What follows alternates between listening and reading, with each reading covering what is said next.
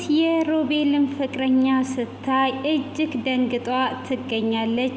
ሮቢም አንድ ጊዜ ለአባትሽ ይቅርታ አድርጊለት፣ እኔ በዛን ሰዓት ልገለው ሄጄስ አልነበር ወይ? አንቺ ደግሞ ስትፈልጊውስ አልነበር ወይ? እያላት ይገኛል። ሰላም ሰላም፣ ውድ ፋሚሊዎቼ ሰላማችሁ ይብዛልኝ።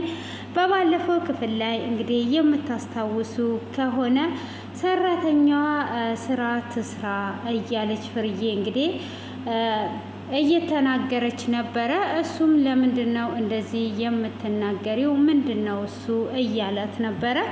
እንዲህ አትበያት ሲላት፣ እንዴ ምንድን ነው ሰራተኛዋ እየሰራችስ አይደል ወይ?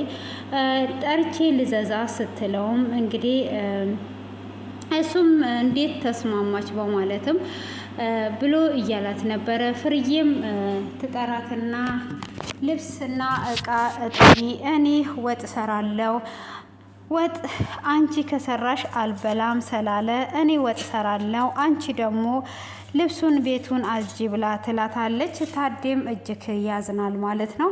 ታዴም እንግዲህ እንደዛ እያወሩ ሳለ በር ይንኳኳል። በርም እንግዲህ ሲንኳኳ በር ልክፈት፣ በር ተንኳክቷል በማለት ሲነሳ፣ ለምንድን ነው አንተ በር የምትከፍተው? ሰራተኛ እያለች በር እንድትከፍት ለምንድን ነው የምትነሳው? ብላ ስትልም እሷ ልታግዘን እንደዚህ ፈቃደኛ ከሆነች እኛም ደግሞ ልናግዛት ግድ ይለናል፣ ሁሉን ነገር እስክትለምደው ድረስ እኔ እከፍታለሁ በማለት እንግዲህ እሱም በሩን ሊከፍት ይወጣል ማለት ነው። በሩን ሊከፍትም ሲወጣ ሮቤል ነበረ።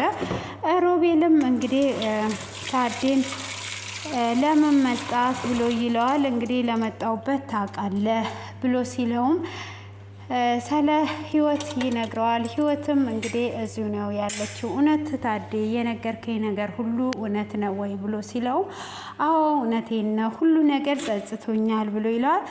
ሁሉ ነገር ከጸጸተ ለምንድን ነው ካዲያ ልጅ እንደሆነች ለሁሉም ሰው ነግረ ህይወትን ይቅርታ የማትጠይቃት ብሎ ይለዋል። እሱም አሁን ፍርዬ ያለችበትን ነገር ታውቃለህ አይደለ? አሁን ፍርዬ ይህንን ከሰማይ ትጎዳለች። ለፍርዬ በማሰብ ነው። ፍርዬ ትረጋጋና እኔ ሁሉንም ነገር ነግሪያት ይቅርታ ጠይቃታለሁ፣ እጅግ ኮድቻታለሁ ብሎ ይለዋል። አሁን አንተ ከሷ ጋራ አንዳንድ ነገር አውራትና አሳምናት፣ እኔ ፍርዬን ወደ ውጪ ይዣት ወጣለሁኝ፣ እኛ ከወጣም በኋላ አንተ ደግሞ ትመጣለህ ብሎ ይለዋል።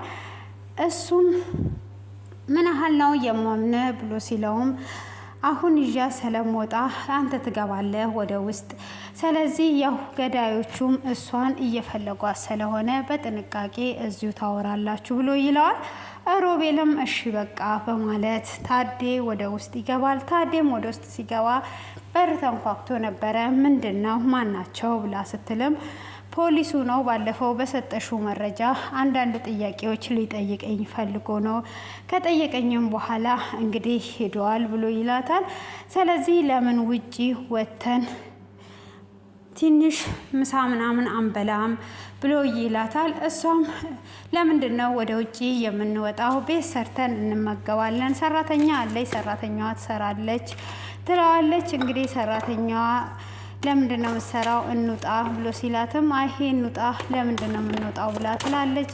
እኔ ቆንጆ ምሳ ሰርቼ አበላሃለሁ ብላ ስትለውም እሺ ካዲያ ካልሽ ብሎ ይላታል። እሱም እንግዲህ ወደ ውጭ ሲወጣ ህይወት ልብስ እያጠበች ነበረ። ልብስ እያጠበች ያያታል።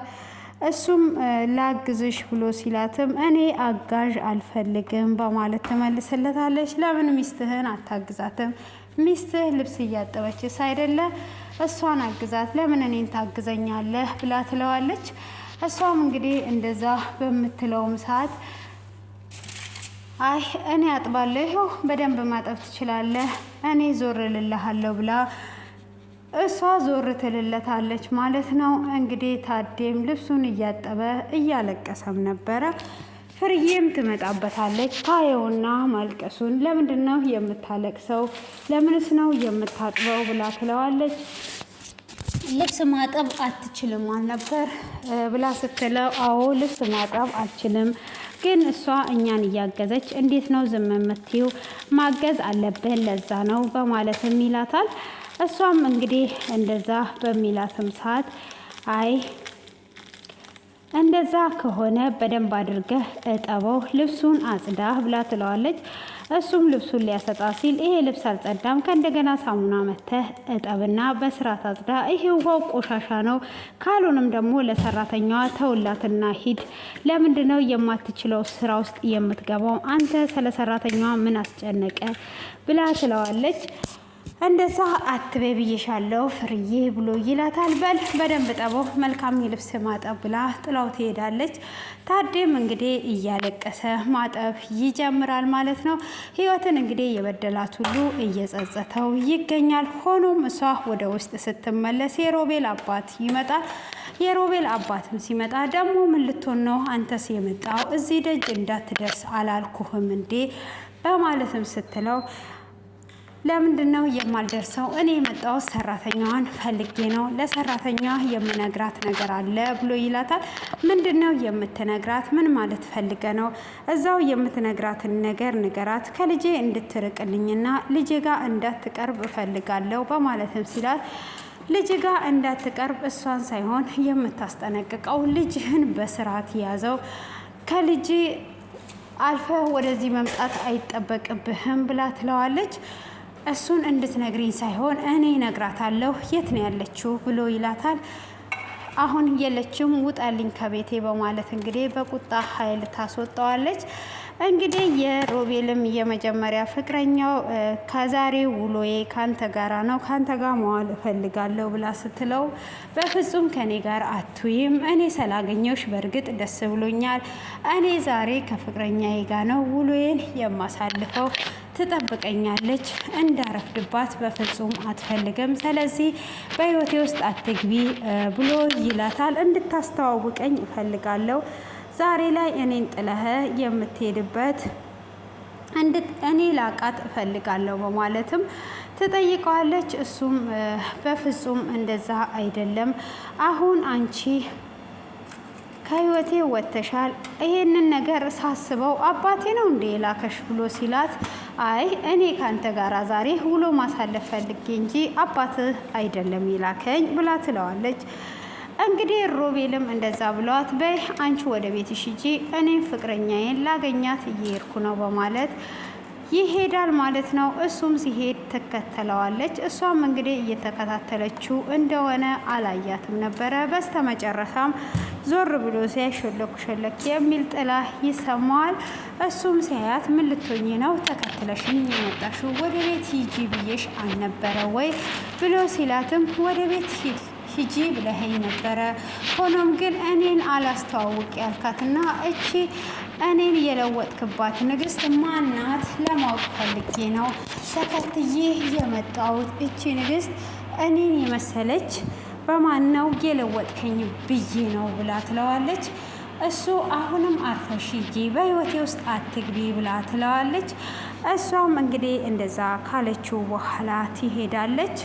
እሷም ዞር ብላ ትመለስና ትከታተለዋለች። ሆኖም እንግዲህ ህይወት ከቤት ትወጣለች። ህይወትም ከቤት ስትወጣ ሮቢ ብላ ሰላም ብላው ካለችውም በኋላ ታያታለች። በዚች በሰራተኛ ነው እንዴ እኔን የቀየረኝ?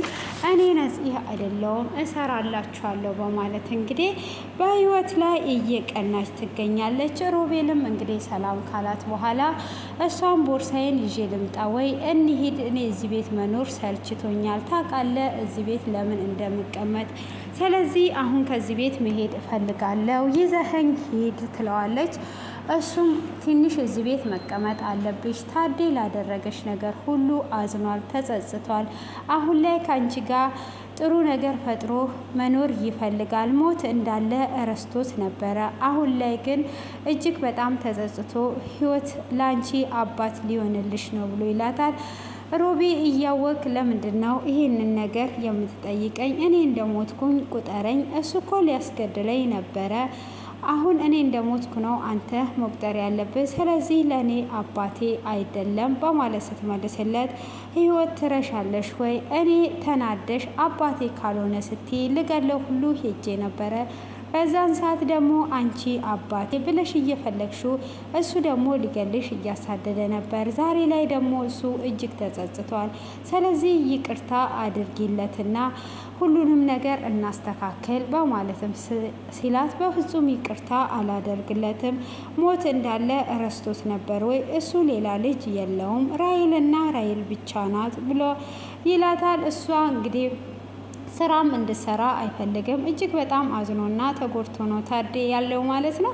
ስራም እንድሰራ ሳይሆን እንድትቀመጥ ነው። ፍርዬ ግን አውቋ እሷ መልካም ሰው መስላ በድሮ መልካምነቷ ህይወትን እየጎዳቻት ትገኛለች።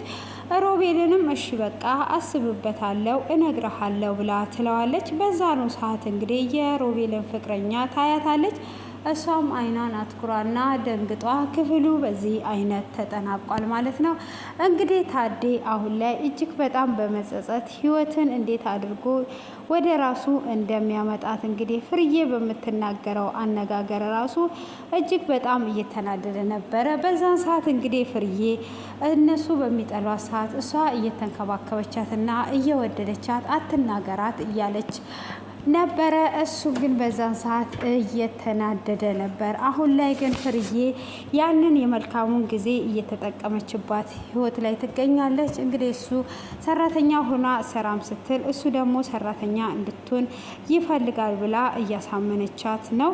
ሆኖም እንግዲህ ህይወት ዛሬ ላይ አስብበታለሁ ብላለች። ይቅርታ ብታደርግለትና እንግዲህ ፍርዬም ደግሞ ልጅ እንደሆነች አውቃለች። አውቃ እንግዲህ ታዴን ደብቃለች፣ ከታዴ መስማት ስለምትፈልግ ማለት ነው። እንግዲህ ቀጣዩን ክፍል በጉጉት የምንጠብቀው ይሆናል። የሮቤል ፍቅረኛ እንግዲህ ምን ልትፈጥርና ምን እንዳሰበች በቀጣይ ነው የምናውቀው ማለት ነው። ውድ የተከበራችሁ ፋሚሊዎቼ ለዚህ ቤት አዲስ ይሆናችሁ እንግዲህ እንደተለመደው እንዳትጠፉ። መልካም ምሽት።